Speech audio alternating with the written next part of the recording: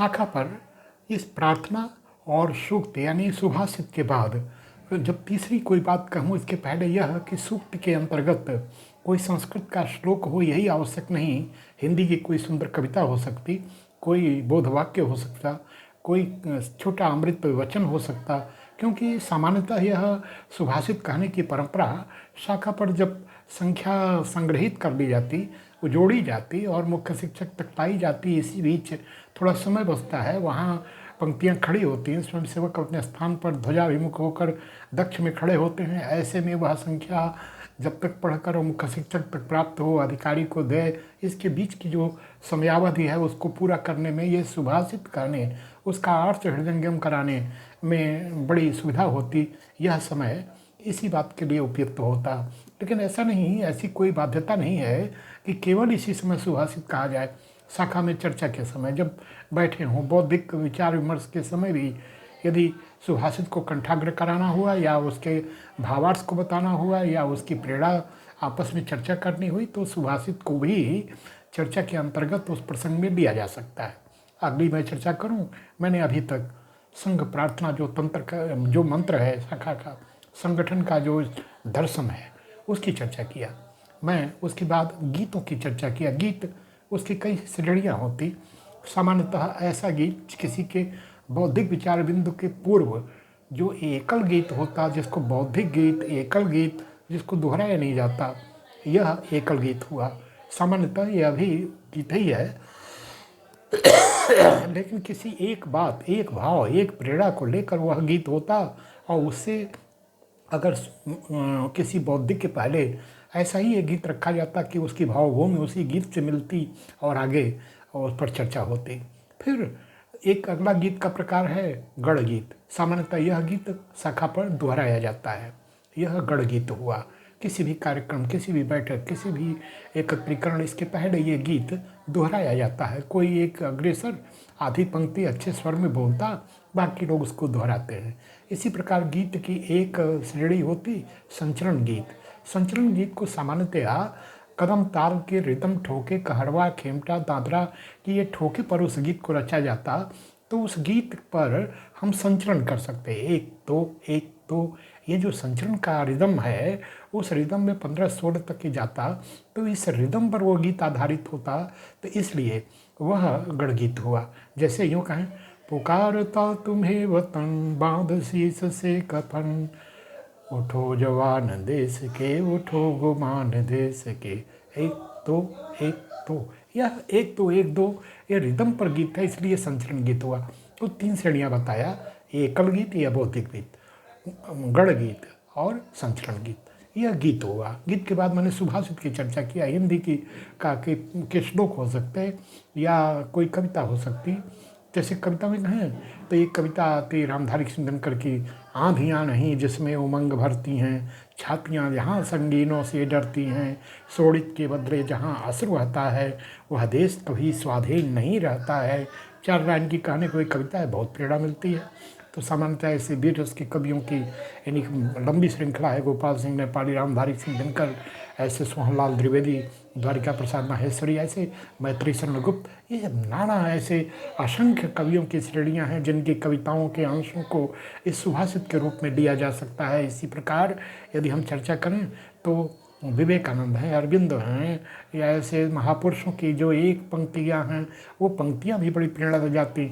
तुम हमें खून दो, मैं तुम्हें आज़ादी दूंगा। एक पंक्ति है लेकिन बहुत प्रेरणा मिलती है, बहुत बड़ा संदेश है।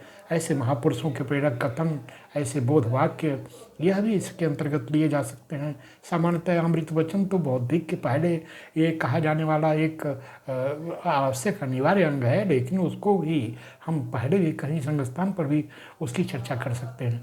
इसी प्रकार कुछ और आयामों की मैं चर्चा करूँ।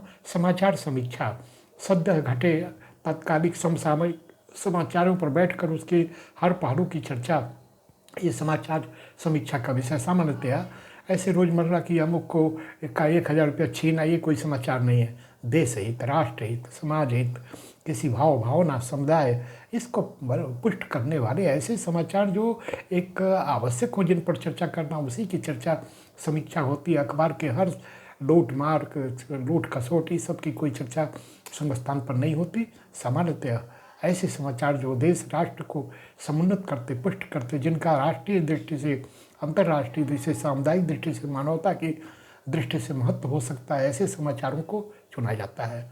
ये हुआ समाचार, समाचार समीक्षा। पहले कोई उस समाचार को यथावत किसी अधिकृत पत्र कहें, अखबार कहें, पत्रिका कहें, उससे पढ़ता है और उस पर फिर चर्चा होती है। कोई एक अधिकारी उसका जो सही पहलू है उसको रखता है। ऐसे में अपने जो विचार पत्र हैं, उन विचार पत्रों का बड़ा योगदान होता है।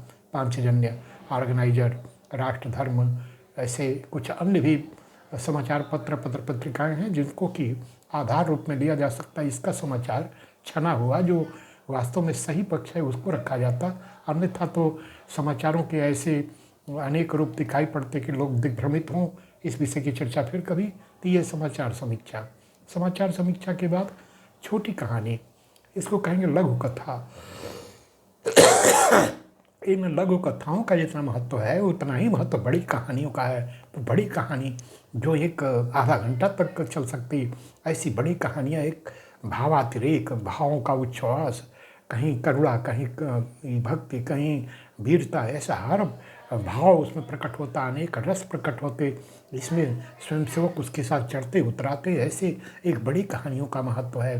वैसे बौद्धिक एक विषय पर एक उसका जागरिक वैचारिक बिंदु ले करके और आधे घंटे से लेकर 1 घंटे तक का सामान्यतया यह एक किसी अधिकारी के द्वारा जे कहा जाता, उस पर बीच में कोई नहीं बोलता, शांत स्वर में उसको लोग सुनते। बाद में उस पर चर्चा हो सकती, बाद में उसका विचार विमर्श अवश्य होता, लेकिन ये बौद्धिक हुआ। इसके बाद चर्चा, किसी एक बिंदु को लिया और उस पर चर्चा की है। खूब मनन, चिंतन, मंथन, निर्मंथ ध्वमतंत्रिता, निरालस्य होकर मंथन करो, यह जो हमारे शास्त्रों की एक इच्छा हुई उसका यहाँ पालन पोषण होता। यह चर्चा है। चर्चा के बाद हम चर्चा के अनेक बिंदुओं को ले, इसके पश्चात इसमें कभी कभी जो परंपरागत पुराने हमारे उपादान हैं उसका अंत्याक्षरी, कविता कथन, ऐसे भाव भावना से भरे ऐसे गीत, ये सब का वहाँ संगस्थान पर कथन हो सकता है। ये सारा ये विचार बिंदु बौद्धिक बिंदु के रूप में आ सकता है। इन्हीं बिंदुओं को संगस्थान पर कराना, उसकी योजना करना, किस अवसर पर क्या होगा, इसका एक निश्चित टाइम टेबल, 7 दिन की शाखा में उसका एक नियमित चक्र, मासिक कहें, त्रैमासिक कहें, अर्धवार्षिक कहें, बौद्धिक कार्य की योजना, इस सब को कराना, उसकी योजना करना। यदि कोई पर्व उत्सव आया तो किस शाखा पर कौन अधिकारी जाएगा, अपने क्षेत्र में उसकी योजना करना, ये बौद्धिक प्रमुख का काम है। कह सकते हैं कि एक इंटेलेक्चुअल, एक योजना बौद्धिक पक्ष की संपूर्ण चिंता व्यवस्था करना, ये बौद्धिक प्रमुख का काम है। यह चर्चा वैसे तो बहुत लंबी हो सकती, लेकिन मैंने यहाँ संक्षेप में उसके कुछ प्रारंभिक कार्यों का उल्लेख किया। यदि ये चर्चा आपको अच्छी लगी तो वीडियो को लाइक कर चैनल को सब्सक्राइब करने की कृपा करें। जय श्री राम।